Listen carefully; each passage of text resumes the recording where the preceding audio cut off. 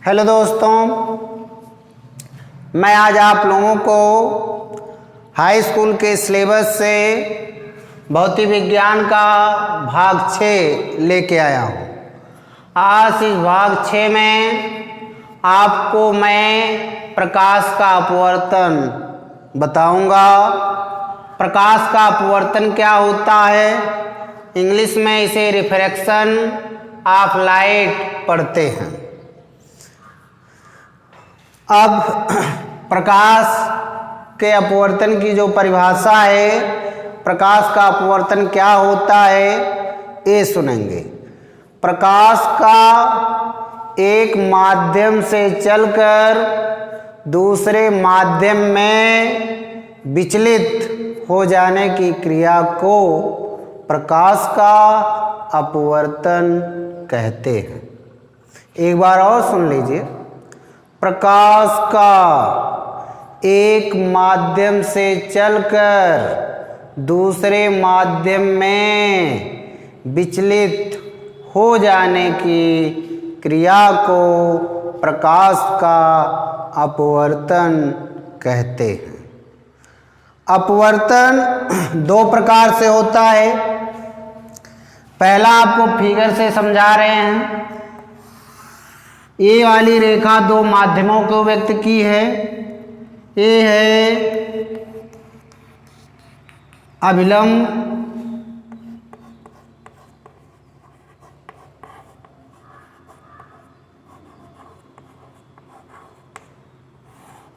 अभिलंब है, ये वायु है। पहला माध्यम हमने ले लिया वायु को कैसा होता है, विरल होता है। वायु कैसा होता है, विरल होता है। अब नीचे वाला माध्यम कांच ले लिया गया। अब ये कांच जो है ये सघन होता है। कांच कैसा होता है, सघन होता है। जब प्रकाश की किरणें ये देखिए जिस बिंदु पे मिली हैं, इस बिंदु को आपतन बिंदु कहते हैं। कौन सा बिंदु कहते हैं बेटा, आपतन बिंदु कहते हैं। आने वाली किरण को आपतित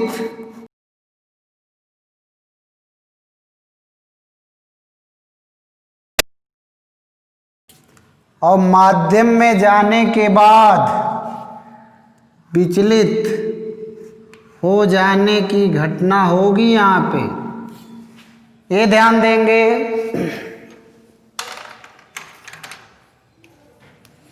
जब प्रकाश विरल से सघन में प्रवेश करता है तो अभिलंब की ओर झुक जाता है। किधर झुकता है, अभिलंब की ओर झुक जाता है। इसे अपवर्तित किरण कहते हैं।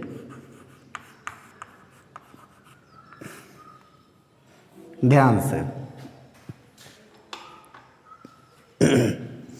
ये जो है आपतन कोण है और ये परावर्तन कोण, सॉरी परावर्तन नहीं, आपतन कोण है और ये है अपवर्तन कोण। इसे आपतन कोण कहेंगे और इसको अपवर्तन कोण कहेंगे। कौन सा कोण, अपवर्तन कोण कहेंगे।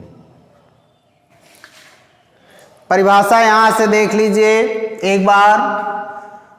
प्रकाश जब एक माध्यम से चलकर दूसरे माध्यम में प्रवेश करता है तो अपने मार्ग से विचलित हो जाता है। इसी क्रिया को प्रकाश का अपवर्तन कहेंगे।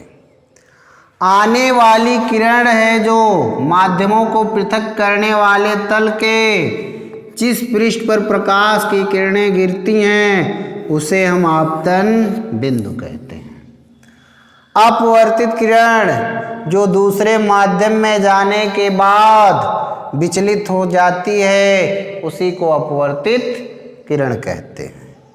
पहले माध्यम में आने वाली प्रकाश किरणें दोनों माध्यमों को पृथक करने वाले पृष्ठ के जिस बिंदु पर गिरती हैं उसे आपतन बिंदु, और पहले माध्यम में आने वाली प्रकाश की किरण है जो वो आपतित किरण है।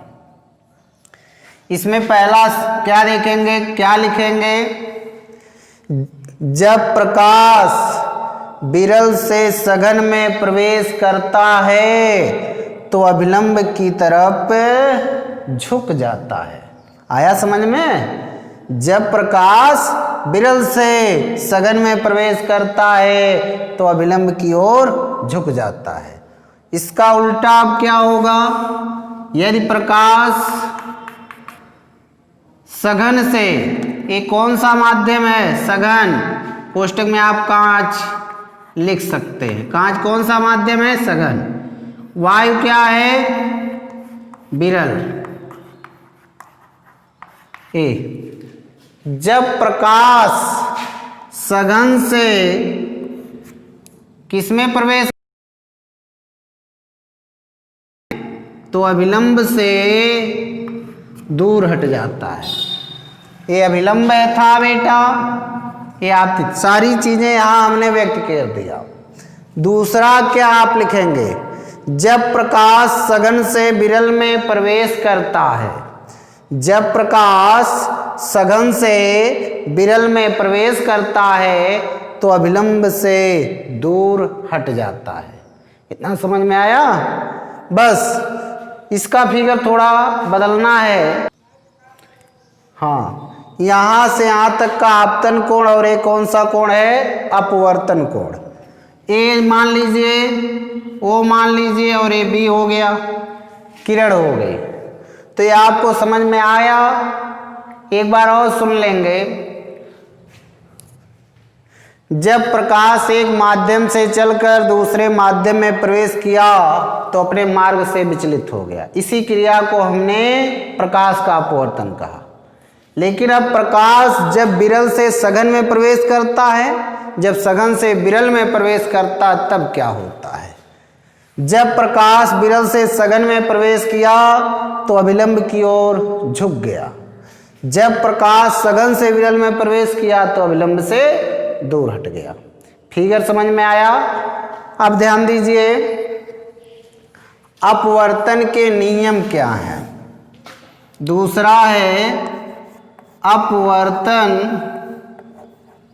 के नियम।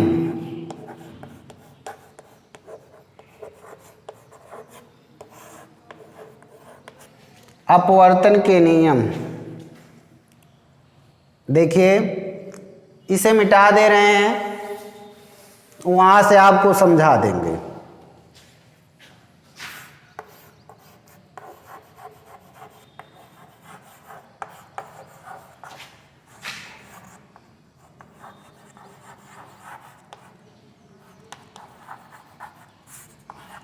है क्या?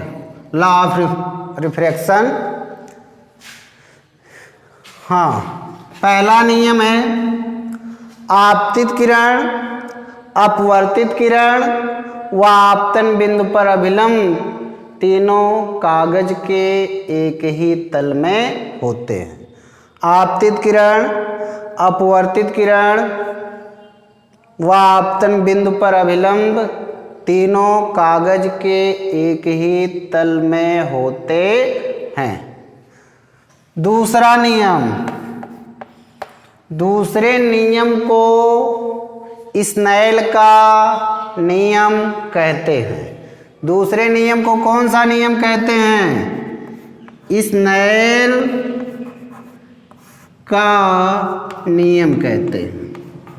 ध्यान दीजिएगा, दूसरे नियम को कौन सा नियम कहते हैं? स्नेल का नियम कहते देखिए, अपवर्तन की क्रिया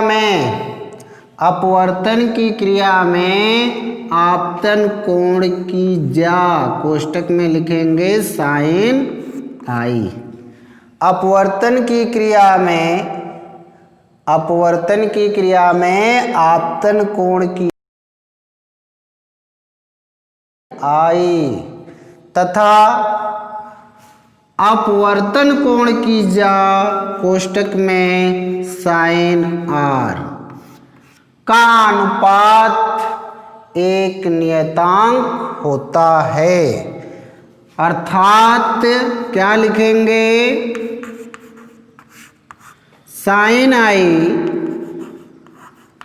अपान साइन आर बराबर क्या लिखेंगे, नियतांक।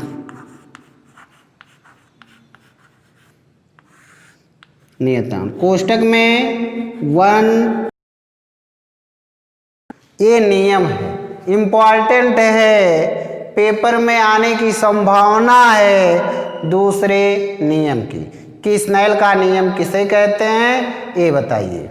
तो अपवर्तन की क्रिया में आपतन कोण की जा व अपवर्तन कोण की जा का अनुपात नियतांक होता है, जिसे 1n2 लिखते हैं। इसे पढ़ सकते हैं, पहले माध्यम के सापेक्ष दूसरे माध्यम का अपवर्तनांक। ध्यान दीजिए, क्या लिखेंगे, क्या पढ़ेंगे, जिसे पहले माध्यम के सापेक्ष दूसरे माध्यम का अपवर्तनांक कहते हैं बेटा। लेकिन इसमें एक चीज और है जो आपको बतानी है कि इसे पढ़ेंगे क्या।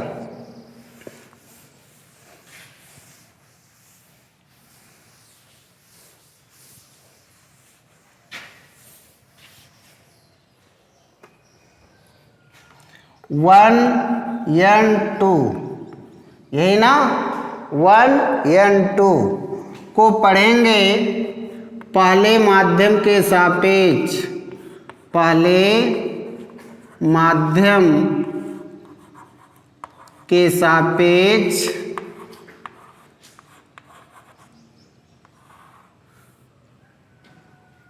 वन एन टू, पहले माध्यम के सापेक्ष दूसरे माध्यम का अपवर्तनांक, यही पढ़ेंगे। पहले माध्यम के सापेक्ष दूसरे माध्यम का अपवर्तनांक पढ़ेंगे। यहाँ एक चीज और 1n2 को इस तरह भी लिखा जा सकता है n12। अगर इस तरह भी लिखा गया है, पढ़ने में कोई दिक्कत नहीं होगी। इसे पढ़ेंगे पहले माध्यम के सापेक्ष दूसरे माध्यम का अपवर्तनांक पढ़ेंगे।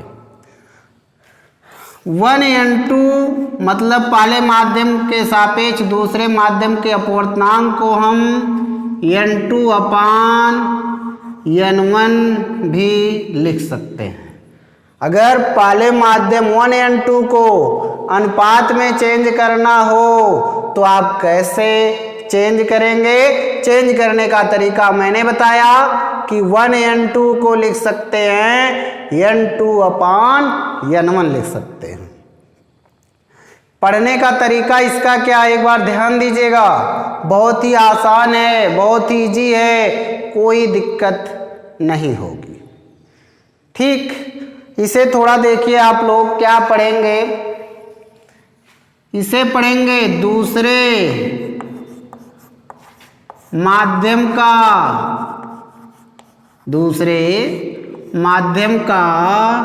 निरपेक्ष अपवर्तनांक, पढ़ेंगे n2 को, n1 को उसका पहले माध्यम का निरपेक्ष अपवर्तनांक पढ़ेंगे। इसे किसे क्या पढ़ेंगे? पहले माध्यम का निरपेक्ष अपवर्तनांक, ये पढ़ेंगे।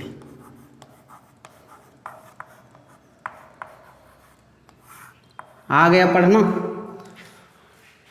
हो गया। अब एक परिभाषा आपको बताई जाएगी, अपवर्तनांक क्या होता है। अपवर्तनांक क्या होता है, इसे पढ़ेंगे। ठीक है, अपवर्तनांक की परिभाषा क्या है ये पढ़ना है, और ये मोस्ट आपका इम्पॉर्टेंट है, ये भी ध्यान देना, मोस्ट इम्पॉर्टेंट है आपका।